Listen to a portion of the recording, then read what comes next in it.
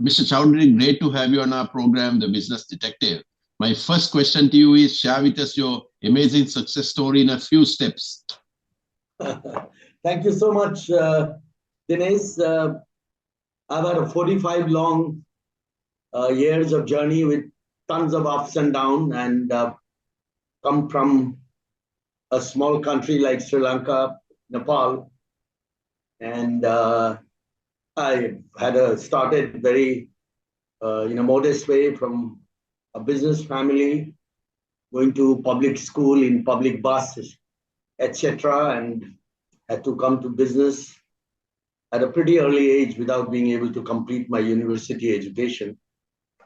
And rest is history.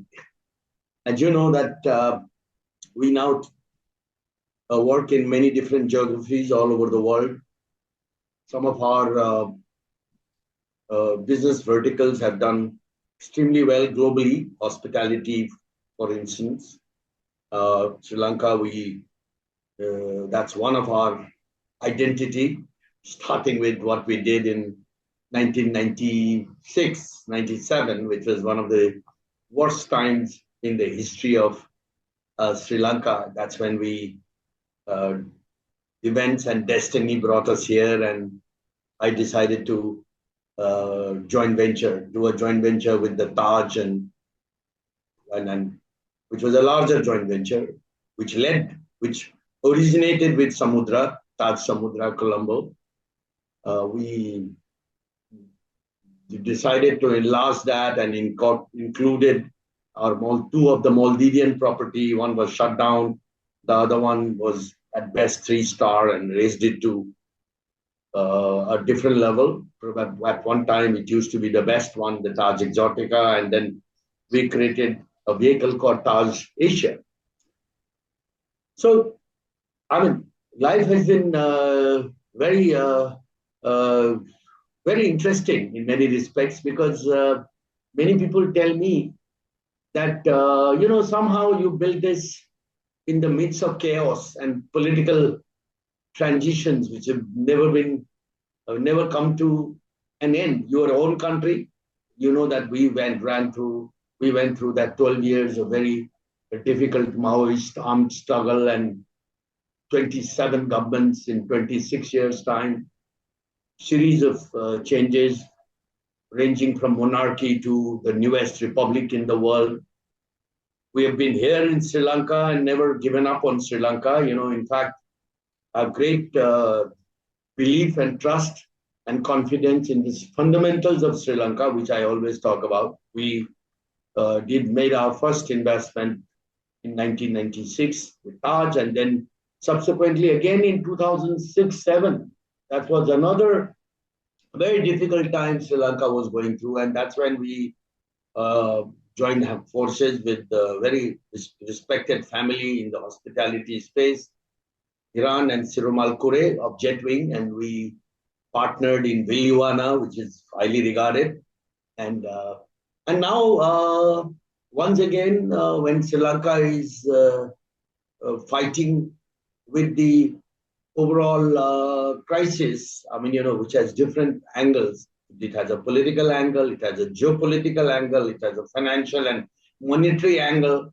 We decided to once again, we are in the process of taking over the Union Bank. The deal is done. We are waiting for the regulator approvals, and in fact, I'm coming from a strategic meeting from there, and I'm sure this bank will give us opportunity to, take the banking sector, the financial services sector to new height, as we will have to create some USP, and we are already thinking of the neobank, the digital banking, etc. So I would say that to sum up your question, life has been very interesting. We are now across the 5 continents, across quite a few verticals. Our efforts have been recognized. Some people call me that you're a man from the streets of Kathmandu who made it to the folks in New York. So I think I have every reason to be happy and satisfied. Thank you. Thank you. So, Mr. Chaudhary, the newspapers also say that now you are looking at a political career. Is that true or? No, that is true. That is, I've been in Parliament 2 times before, since I was the first time there, I think in 2001. 2001, after the Nepal went through that massive political change, and when Nepal embarked on a constitutional assembly, writing the process of writing a new constitution through the elected constitutional assembly.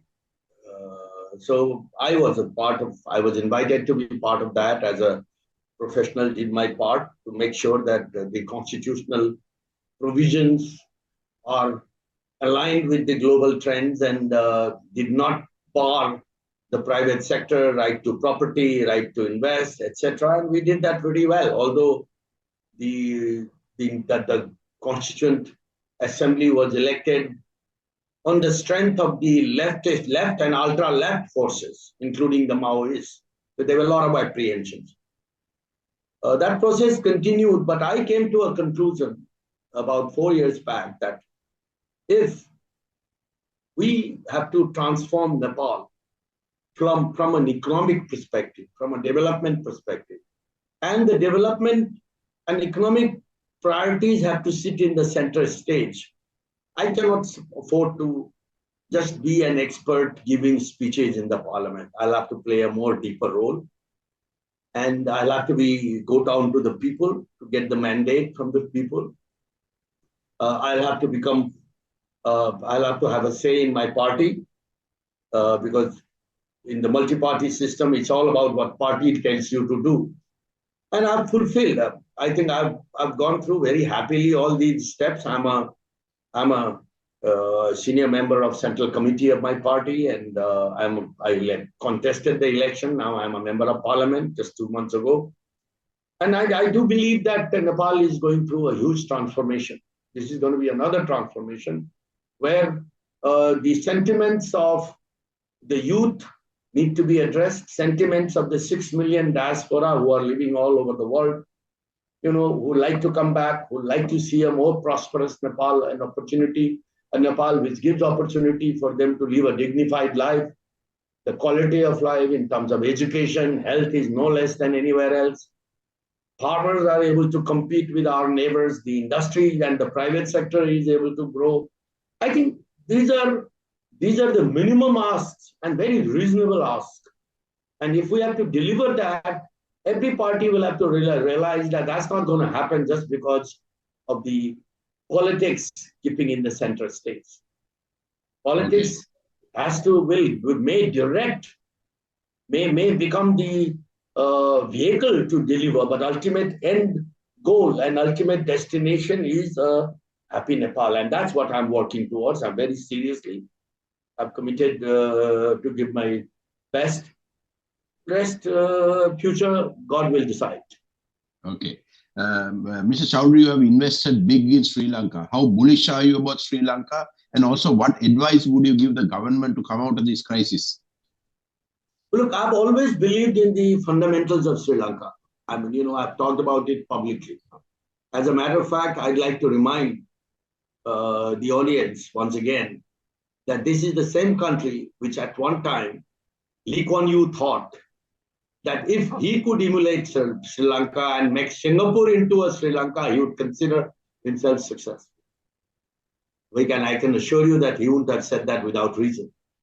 I mean, such as the God-blessed natural resources, including people, including its geographical proximity of Sri Lanka. So events have failed me, but not Sri Lanka. Okay, I've always believed in Sri Lanka. Otherwise, we wouldn't be making. I can assure you that we've never taken out $1 from Sri Lanka. Okay, we have gone on investing, reinvesting, building. Look at the Samudra. When we took over Samudra along with our partners, it was going through a very difficult phase. 2 of the wings were shut down. The whole hotel was renovated in stages, and today I think we are very proud that it is one of the best hotels at the best location.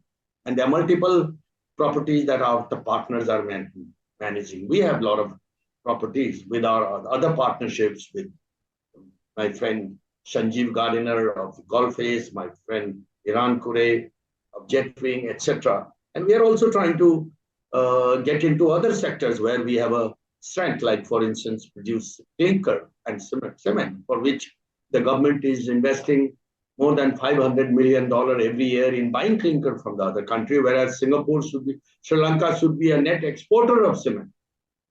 Okay? You have to always draw the right balance between your environmental concerns and your economic concerns, your balance of payment concerns.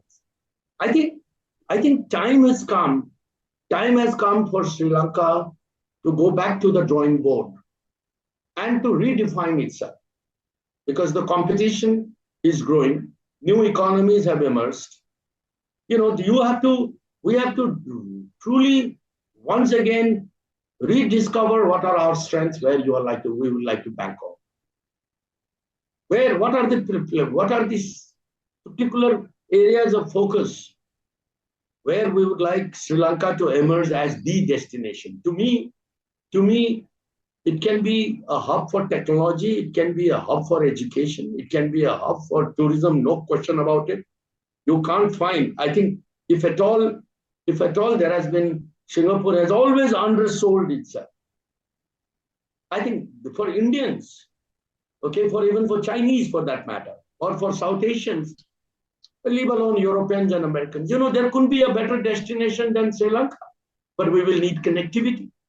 There is no reason why Colombo should not be connected to all major cities of India, whether it is Sri Lankan or whether it is these are the private Indian airlines. Tatas have been in Sri Lanka for a long time. I mean, why not bring in additional open up all the second-tier cities of India?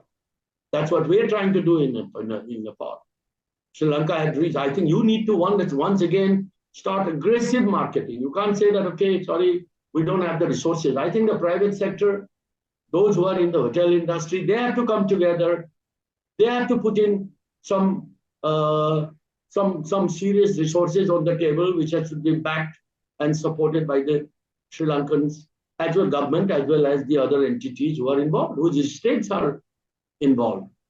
I think the other thing that I like to say, that Sri Lanka, as the current president had done once before, okay? He had the courage to create a Dutch hospital into what is a destination. He had the courage to bring the world's best respected, most respected brands like Aman to this country. Nobody thought that Sri Lanka was ready for that level of high-end tourism. Okay.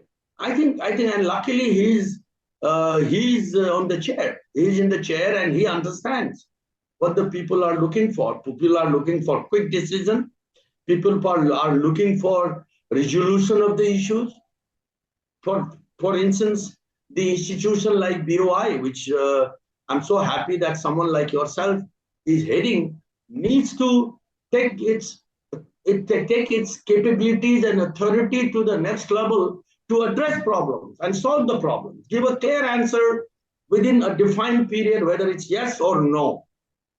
Okay, no matter even if it has to take it directly to the other level, if new instruments have to be created, there are hundreds of projects which are sitting there for years.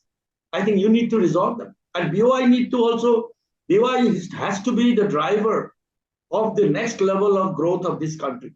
So you have to decide which sectors you want. You can't do everything. Sri Lanka has to decide which are the sectors you want to focus into, which are the business houses and investors you want to bring them here, which are the countries you are going to go and run the road show and bring them here. Trying to do everything and everywhere is not going to work. I think this is the time. It's focus, focus, and focus. And I think currently the country, the government cannot afford to lose time. I think this is the time when some hard decisions need to be made. And I think the world community, the investors community, the neighbors will stand with the current government if the government takes those decisions. Rather than, Okay. sorry, go ahead.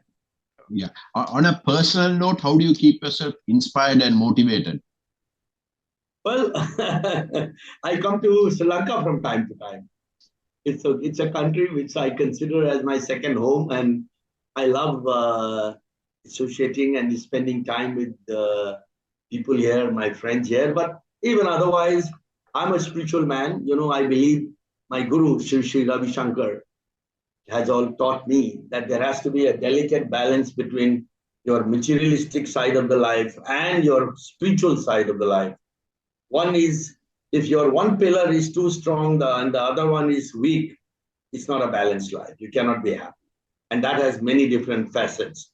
So I think I find time for entertaining myself. I find time for enjoying things that I enjoy doing. I find time for my spiritual practices, and I find time for working with the community as well as with my. I'm at the moment, my focus is politics, so I'm doing everything possible to play my role and to make a difference. What is your philosophy on philanthropy? Well, I think that's the most difficult thing to do. We are quite heavily involved, and if you come to our headquarters, you'll find that our foundation's office sits right at the entrance. You cannot miss it in the center part of the office, because this is what we learned in 2015. We used to always be involved through our foundation. 2015, we had a massive earthquake, as you know, of a scale which we, as Nepal, were simply not able to cope up with in terms of our rebuilding capacity, the emergency aid providing capacity. So much so that we were receiving support and aids from many different countries of the world, but we were not even able to handle that at the airport. We had to ask them to take it back. I don't know, I've not been very closely monitoring the situation in Turkey, probably a similar one. We lost 700,000 homes. We lost 100,000 schools, and there were no construction workers available. And this was the time we had to choose. It was a very difficult call that we, as probably the most respected and as perceived the highly organized private sector, we had to decide that, come on, we have to now step into managing this crisis. Just donating money and signing a check is not enough. That's the easiest thing you can do. What is more difficult when you talk of philanthropy and CSR is to get down to the streets and deliver. Because it's like, to run a corporate is difficult, a successful one. To run a philanthropy organization, a foundation, a CSR organization in the true sense is 10 times more difficult, because it calls for far greater degree of personal involvement. You cannot hire the best of the CEOs drawing millions of dollars to work. There has to be an element of passion. People without passion and people without associating themselves with the people cannot do philanthropy. They can donate money, and I have all the respect for them. Look at it. The living example is the Bill Gates Melinda Foundation. Why is Warren Buffett giving money to them? Because Warren Buffett is on record to say that, listen, I can donate money, but I cannot do what Bill Gates does. He does that job, Bill and Melinda, much better than I do, because he's personally involved in making sure that there is a change and the money, every dollar is properly used. And I do the same. By the way, to complete that story of Nepal, we were able to deliver the first home for people to live, built by the people who are living there even today, using the material which we were able to salvage out of the debris, and by, of course, adding some more. That happened because of our network, our personal involvement. We mobilized. We eventually landed up delivering 2,600 homes and schools, and then many others followed. And today, I think Nepal has been able to rebuild that matter. I think that answers. Yeah. So, Mr. Chaudhary, my last two questions to you before I close this session is, what is it like to be the richest man in Nepal? It depends on how you define wealth, how you define wealth. I've never felt any difference between the quality, I've never had any different quality of life or different values when, I was struggling from my struggling days. Of course, people's expectations go up. You have far more clout, you have far more needs, you have people from others. You have also far more enemies, I can tell you, who are interested to pull you down out of fear, out of jealousy. But it entirely depends on how you carry yourself. So far, that you believe in the fundamentals, you are grounded, your relationships don't change, your priorities don't change. I don't think it makes a difference. I travel with the same degree of ease in a Indigo economy class or a Sri Lankan economy class as I would travel in a private jet if invited. If that suits my timeline. I've stayed in the best of the best hotels or own some of the best hotels in the world. But sometimes I go to the villages and ride a motorcycle and meet with my villagers. So long you are not so long that wealth and the so-called the tag of being rich doesn't affect your mind and your spirit, you're fine. Okay. And my final question to you is, how do you like to be remembered finally? Today, my only one priority, which is unfulfilled, and my one wish, which is still not fulfilled, is to see Nepal as a country where my brothers and sisters, all these people who are outside, who want to come back, can happily come back and live there without being employed or carrying out their business happily without pains. And then perhaps, deliver Nepal the much awaited, much deserved, place in the South Asian community of being one of the most prosperous countries. Okay. Thank you. It was great talking to you. Thank you. Thank you, Dinesh. All the best.